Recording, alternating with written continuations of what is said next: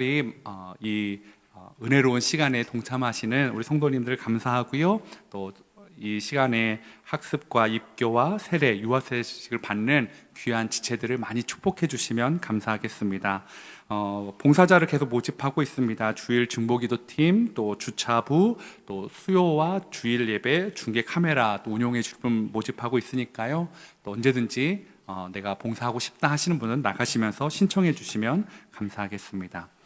우리 다 같이 하나님 말씀 보도록 하겠습니다. 여호수아 14장 6절에서 15절 말씀입니다. 제가 가진 성경 341페이지에 나와 있는데요. 다 같이 자리에서 일어나셔서 저와 여러분이 한 절씩 교독하도록 하겠습니다. 그때 유다 자손이 길갈에 있는 여호수아에게 나오니 그니스 사람 여분네 아들 갈렙이 여호수아에게 말하되 여호와께서 가데스 바네아에서 나와 당신에게 대하여 하나님의 사람 모세에게 이르신 일을 당신이 아시는 바라. 내 나이 40세 여호와의 종 모세가 가데스 바네아에서 나를 보내어 이 땅을 정탐하게 하였으므로 내가 성실한 마음으로 그에게 보고하였고 나와 함께 올라갔던 내 형제들은 백성의 간담을 높게 하였으나 나는 내 하나님 여호와께 충성하였으므로 그 날에 모세가 맹세하여 이르되 내가 내 하나님 여호와께 충성하였은즉 내 발로 밟는 땅은 영원히 너와 내 자손의 기업이 되리라 하였나이다. 이제 보소서 여호와께서 이 말씀을 모세에게 이르신 때로부터 이스라엘이 광야에서 방황한 이 45년 동안을 여호와께서 말씀하신 대로 나를 생존하게 하셨나이다. 오늘 내가 85세로 돼 모세가 나를 보내던 날과 같이 오늘도 내가 여전히 강건하니 내 힘이 그때나 지금이나 같아서 싸움에나 출입에 감당할 수 있으니 그날에 여호와께서 말씀하신 이 산지를 지금 내게 주소서. 당신도 그날에 들으셨거니와 그곳에는 아낙 사람이 있고 그 성읍들은 크고 견고할지라도 여호와께서 나와 함께 하시면 내가 여호와께서 말씀하신 대로 그들을 쫓아내리이다 하니 여호수아가 여분네 아들 갈렙을 위하여 축복하고 헤브론을 그에게 주어 기업을 삼게 하며 헤브론이 그니스 사람 여분네 아들 갈렙의 기업이 되어 오늘까지 이르렀으니 이는 그가 이스라엘의 하나님 여호와를 온전히 쫓았음이라. 헤브론의 옛 이름은 기럇 아르바라. 아르바는 아낙 사람 가운데에서 가장 큰 사람이었더라. 그리고 그 땅에 전쟁이 그쳤더라. 아멘. 자리에 앉아주시기 바랍니다. 여러분 혹시 스세권이라는 말 들어보셨나요? 예, 들어보신 분이 있으시군요. 예, 맞습니다. 이 스세권과 비슷한 말들이 뭐 역세권, 우리가 집을 구할 때 이렇게 역 주변에 있는 집을 더 선호하는 것처럼 이 집은 역세권입니다라고 하기도 하고요. 어떤 분들은 숲세권을 이야기도 합니다. 우리 집은 이 집은 숲에서 가까워요. 그래서 숲세권. 그럼 스세권은 뭘까요? 스타벅스. 집 주변에 우리 집은 스타벅스가 있어요라고 하는 곳입니다. 이 스타벅스가 그만큼 젊은이들이나 요즘 집을 구하는 데나 아니면 인근 상가 주민들에게 옆에 스타벅스가 있다는 게 굉장히 메리트가 되는 것 같습니다. 커피를 마실 수 있고 또 유동인구가 많으면서 그 같은 상가도 같이 번창하게 되는, 그래서 스세권이라는 말이 있습니다.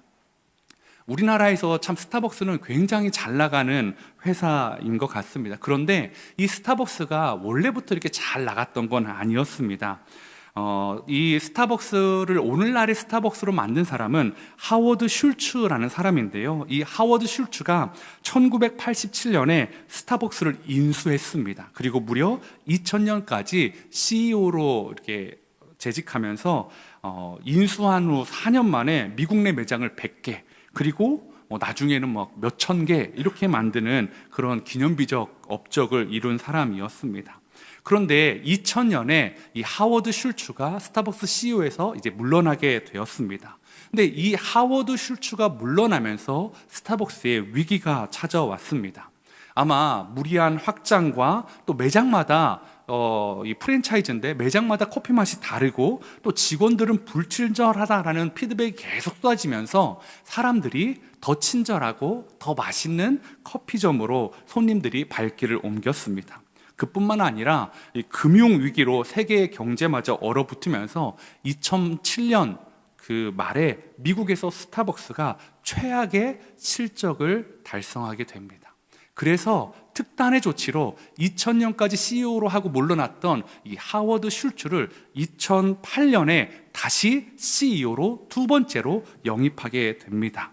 그리고 그 이후에 이 하워드 슐츠가 스타벅스를 어떻게 다시 성공적인 궤도로 올렸는지 그 관한 책이 바로 온워드라는 책입니다. 그래서 이 온워드라는 단어 뜻을 보니까 앞으로 나아간다, 앞으로 계속 이어서 나아간다라는 뜻이더라고요. 그러니까 이 하워드 슐츠라는 사람이 앞으로 나아가기 위해서 이 위기에 빠진 스타벅스를 2008년에 와서 무엇을 했냐? 2008년 1월에 CEO로 다시 일하기 시작했는데요. 2008년 2월 26일에 미국에 있는 7,100개의 매장에 영업정지를 선포했습니다. 그리고 한국에서는 3월 23일에 한국에 있는 매장도 다 문을 닫았습니다.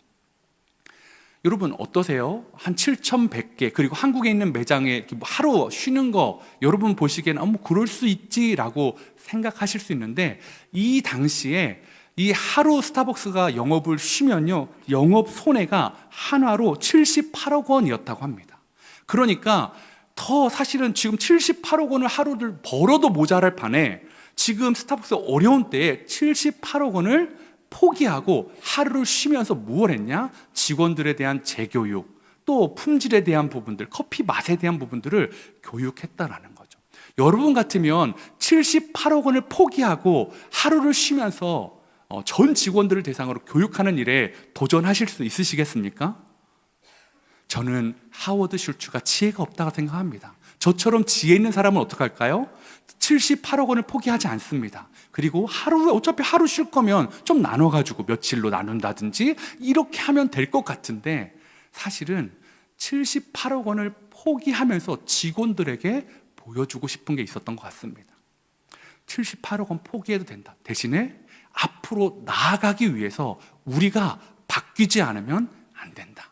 그래서 그 78억 원을 손해보는 하루가 있어서 그 다음부터 다시 직원들이 스타벅스의 정신이 무엇인지, 어떻게 손님을 응대해야 되는지, 커피의 맛을 어떻게 끌어올릴 것인지를 교육을 받고 다시 일을 하기 시작했는데요.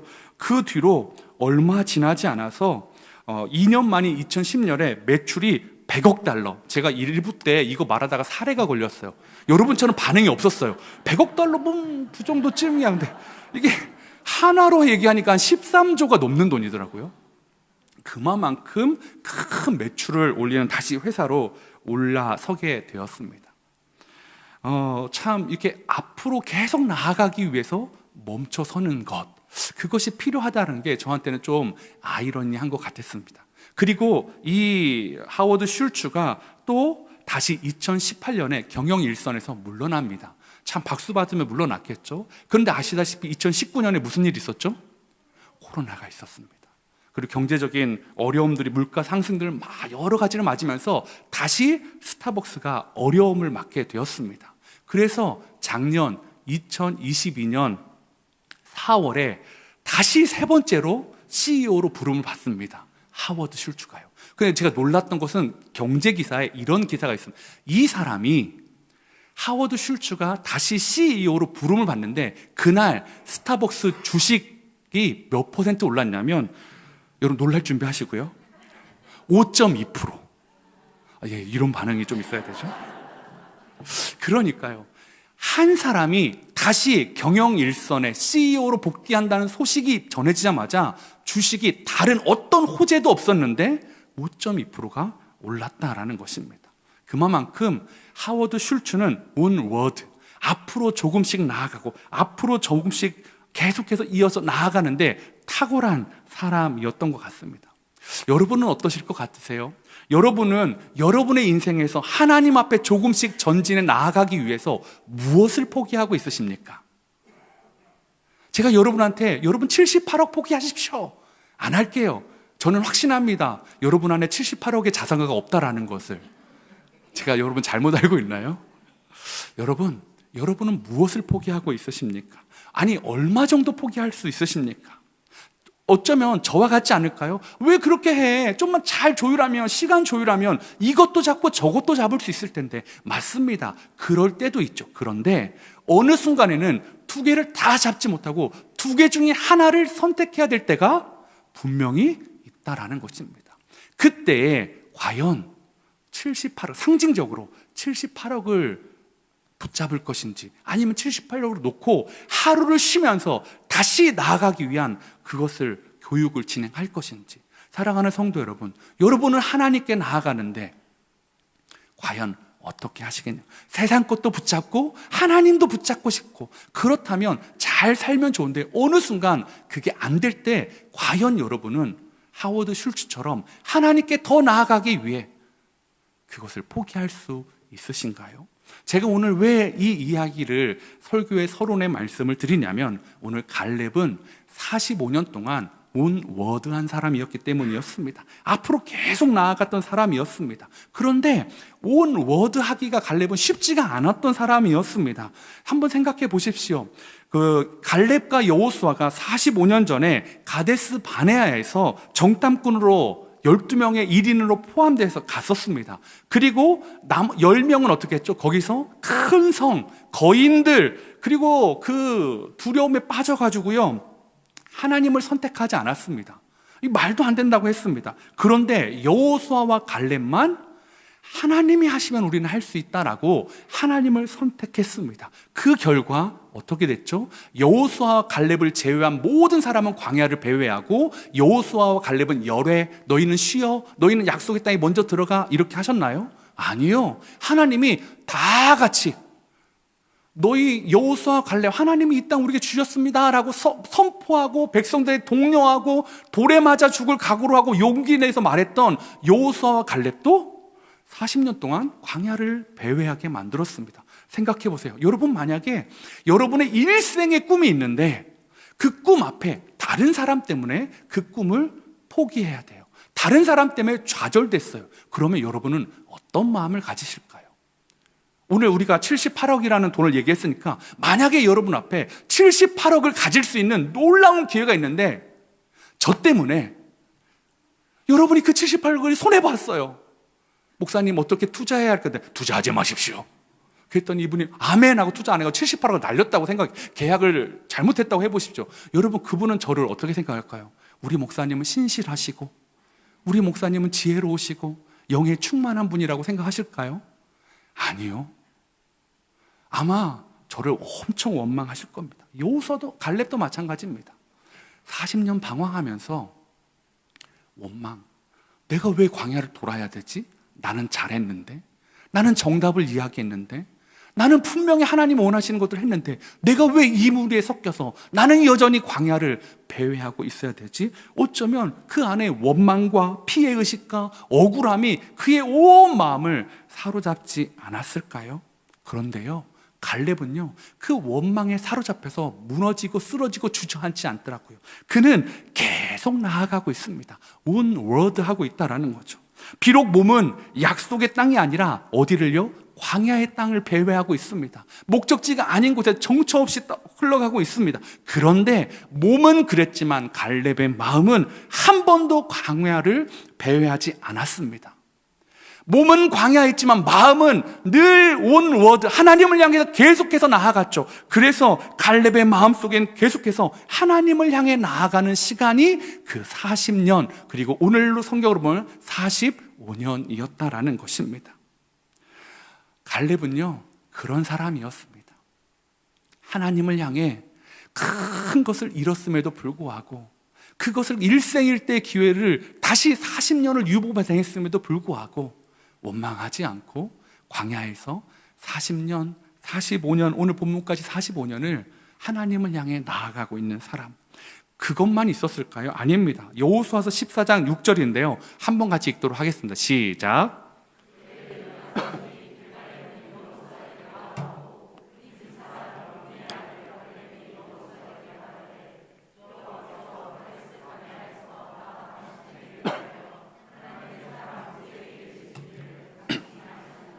맞습니다.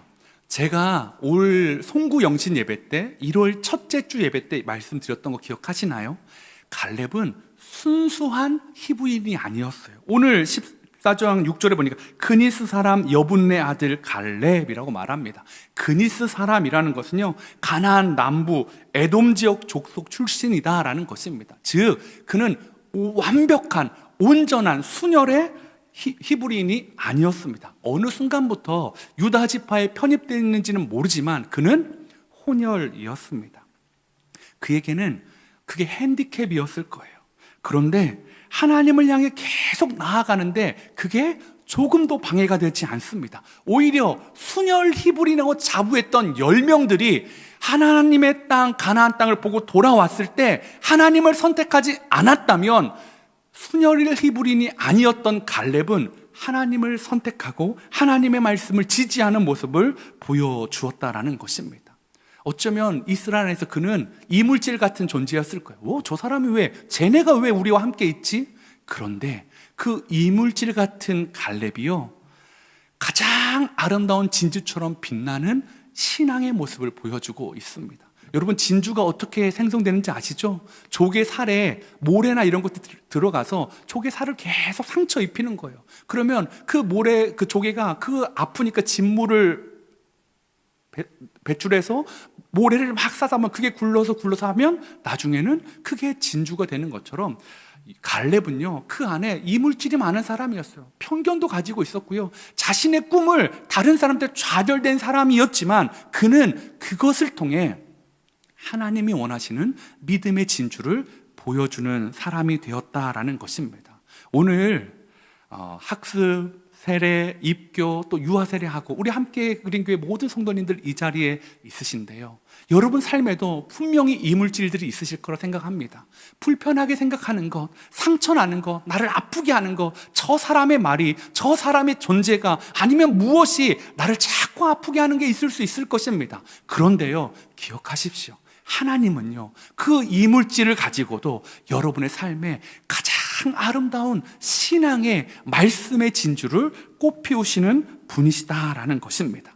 갈렙은 억울했습니다. 갈렙도 이해되지 않았습니다. 그런데 오늘 여호수아서 14장 10절, 12절에 보니까 그는 말씀을 붙잡았다라고 얘기합니다. 10절 한번 제가 읽겠습니다. 이제 보소서, 여호와께서 이 말씀을 모세에게 이르신 때로부터 이스라엘이 광야에서 방황한 이 45년 동안을 여호와께서 말씀하신 대로 나를 생존하게 하셨나이다. 오늘 내가 85세로 돼 12절로 넘어가겠습니다. 그날에 여호와께서 말씀하신 이 산지를 지금 내게 주소서. 당신도 그날에 들으셨거니와 그곳에는 아낙 사람이 있고 그 성읍들은 크고 견고할지라도 여호와께서 나와 함께 하시면 내가 여호와께서 말씀하신 대로 그들을 쫓아내리이다 하니. 이 갈렙은 그 상처, 이물질을 하나님의 말씀을 붙잡고 살아왔다라는 거죠.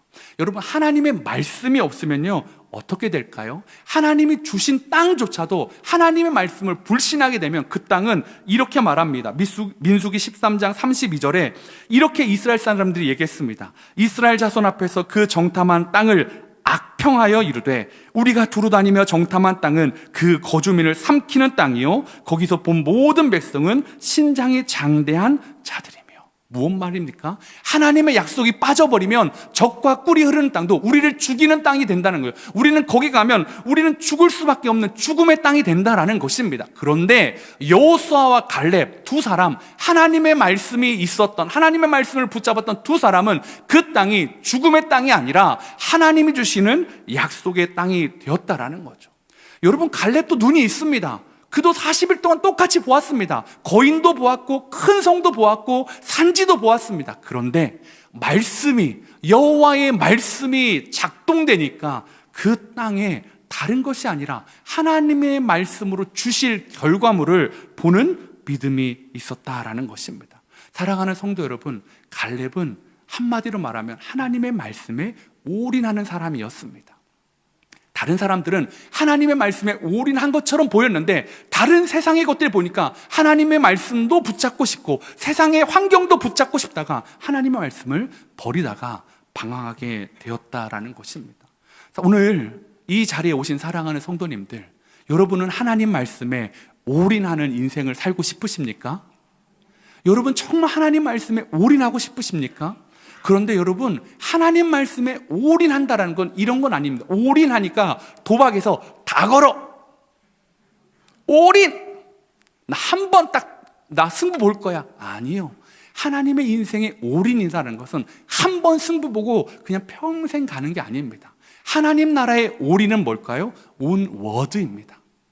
하나님과 함께 조금씩 매일 나아가는 것. 여호수아와 갈렙은, 특별히 갈렙은 그렇게 나아갔습니다. 제가 오늘 학습, 세례, 입교, 또 유아 세례, 그리고 함께 그리 오신 모든 성도님한테 두 가지, 하나님 말씀이 나 올인하는 인생 되고 싶어요 라는 그 기도 제목이 있는 분들에게 두 가지 기도 제목을 드리겠습니다. 첫 번째는요, 말씀에 사로잡혀야 된다라는 것입니다. 여러분, 우리는 종종 이렇게 생각합니다. 내가 말씀을 붙잡아야지, 내가 말씀을 의지해야지. 맞습니다. 귀하십니다. 잘하셨습니다. 그런데요, 여러분 어떠시던가요? 그렇게 말씀을 붙잡고 싶었는데 말씀을 붙잡지 못할 때가 있지 않으셨나요? 저는 있었습니다. 목사인데 너무 마음이 힘들어서요, 너무 마음이 아파서요, 상황이 어려워서요, 하나님의 목사인데도요, 하나님의 말씀이 제 마음에 붙잡고 싶은데도 붙잡을 수 없는, 도저히 붙잡고 싶은데 내 마음에 돌아오지 않는 때가 있었습니다. 그런데 어느 날 찬양을 듣는데요, 아버지, 아버지, 나를 안으시고 바라보시는 아버지, 이 찬양을 부르는데요, 하나님의 말씀이 제 안에 저를 사로잡기 시작해요. 그 전까지는요, 아무리 붙잡아도 제 안에 있는 상처나 모든 게 잘 되지가 않았어요. 그런데 그 찬양을 부르면서 이 가사, 다음 가사가 이렇습니다. 주는 내 마음을 고치시고 볼 수 없는 상처 만지시네. 나를 아시고 나를 이해하시네. 내 영혼 새롭게 세우시네. 말씀 붙잡아서 제발 나를 붙잡아 주시오, 내 영혼 새롭게 해주십시오 하려고 할 때는 잘 안 됐습니다. 그런데 하나님의 말씀이 찬양 중에 저를 사로잡으니까 믿어지더라고요. 하나님의 내 마음을 사로잡아 주시는구나, 하나님의 내 볼 수 없는 상처를 고치시는구나, 하나님이 나를 세우시는구나. 사랑하는 성도 여러분, 신앙의 첫 번째는요, 말씀을 붙잡으려고 하는 것도 귀하신데요, 더 큰 은혜는 말씀이 우리를 사로잡게 하는 것입니다. 여러분, 이게 틀리지 않다는 걸 보십시오. 모세가 하나님을 붙잡았습니까? 아닙니다. 모세는 도망치려고 했습니다. 안 된다고, 안 간다고, 못 간다고. 그런데 누가 붙잡으셨죠? 하나님의 말씀이 모세를 찾아오셨습니다. 여호수아가 하나님 말씀을 붙잡았나요? 아니요. 여호수아도 두렵고 무서워서 정말 벌벌벌 떨 때 하나님의 말씀이 여호수아에게 찾아왔습니다. 그래서 놀라지 말라, 두려워하지 말라, 담대하라, 내가 너와 항상 함께 하리라 라고 하나님 말씀해 주셨습니다. 갈렙도 마찬가지입니다. 사랑하는 성도 여러분, 오늘 이 귀한 예식에 동참하는 귀한 성도님들, 여러분의 인생이, 여러분의 삶이 말씀에 사로잡힌 삶이 되길 원합니다. 두 번째 기도 제목은요, 성령 충만을 받아야 한다라는 것입니다. 오늘 이 출애굽 1세대, 특별히 가나안 땅에 들었던 두 명, 여호수아와 갈렙의 특이점을 제가 이 성령 충만과 연결시켜 보겠습니다. 신명기 34장 9절입니다. 모세가 눈의 아들 여호수아에게 안수하였으므로 그에게 지혜의 영이 충만하니, 그에게 지혜의 영이 충만하니 이스라엘 자손이 여호와께서 모세에게 명령하신 대로 여호수아의 말을 순종하였더라. 민수기 27장 18절에 여호와께서 모세에게 이르시되 눈의 아들 여호수아는 그 안에 영이 머무는 자니 너는 데려다가 그에게 안수하고. 성경이 뭘 말합니까? 하나님의 영이 머무는 사람, 그리고 안수할 때 하나님의 영이 충만한 사람, 즉 신약으로 말하면 뭡니까? 성령의 충만함을 받은 사람이 여호수아였습니다. 그러면 여호수아와 짝을 찾는 갈렙도 찾아야 되는데 막 찾는데 도저히 갈렙은 잘 안 나오는 거예요. 그래서 하나 찾은 게 민수기 14장 24절입니다. 그러나 내 종 갈렙은 그 마음이 그들과 달라서 나를 온전히 따랐은즉 그가 갔던 땅으로 내가 그를 인도하여 드리리니 그의 자손이 그 땅을 차지하리라. 갈렙은 그 마음이 그들과 달랐다라는 것을 영어 성경에 보니까 different spirit이라고 말하더라고요. 다른 정신, 다른 생각을 가진 사람이 갈렙이었습니다. 사랑하는 성도 여러분, 하나님을 믿는 사람, 하나님을 붙잡으려고 하는 여러분들, 어떤 사람이요? 세상과 다른 정신, 다른 생각을 가진 사람들이어야 됩니다. 10명과는 다른 생각, 10명과는 다르게 세상을 볼 수 있는 것, 그리고 누구와 갈렙의 생각이 같았습니까? 완벽하게 여호수아와 같았습니다. 여호수아는 어떤 사람이었죠? 하나님의 영이, 하나님의 지혜의 영이 충만한 사람, 성령에 충만한 사람. 그러면 갈렙도 저는 성령에 충만한 사람이라고 보고 싶었습니다. 사랑하는 성도 여러분, 그리고 우리 오늘 예식 가운데 있는 분들, 여러분 성령 충만하셨으면 좋겠습니다. 성령 충만함을 기도하셨으면 좋겠습니다. 학습받고 입교하고 세례하고 유예 세례받고, 여러분 그렇게 해도 삶이 곤고합니다. 어렵습니다. 여러분들 삶에 이물질들 많이 들어올 것입니다. 하나님 믿는데 자꾸 왜 이물질이 들어오지? 왜 날 아프게 하지? 상처가 내지? 그런데요, 성령 충만하면 여러분 한 걸음씩 앞으로 나아갈 수 있습니다.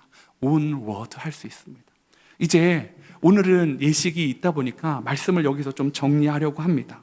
사랑하는 성도 여러분, 하워드 슐츠라는 사람은 앞으로 나아가기 위해서 78억 원을 포기할 수 있는 사람이었습니다. 여러분은 어떠십니까? 여러분은 하나님 앞에 나아가기 위해서 이번 주간 뭘 포기하셨나요? 학습과 입교와 세례를 받는 사랑하는 성도님들, 여러분은 앞으로 인생 가운데 주님을 위해 뭘 포기하시겠습니까? 보통 우리가 이렇게 이야기합니다. 나 이제 예수님 믿었으니까 주님 나에게 뭘 주시겠습니까? 아니요, 제가 묻습니다. 뭘 포기하시겠습니까?